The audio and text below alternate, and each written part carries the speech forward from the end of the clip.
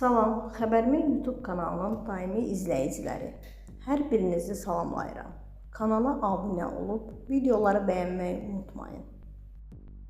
Müğənni Nura Suri sosial şəbəkədə anası ilə bağlı paylaşım edib. Mətbuat xəbər verir ki, o bildirib ki, anası qazi olduğu üçün asan xidmətdə daxil olmaqla bir çox yerdə növbəsiz keçid hüququndan istifadə edir. Hər dəfə anamı növbəsiz buraxanda hamı təəccüblənir. Onu qazi olduğuna görə yox, qadın qazi olduğuna görə təəccüblə qarşılayırlar.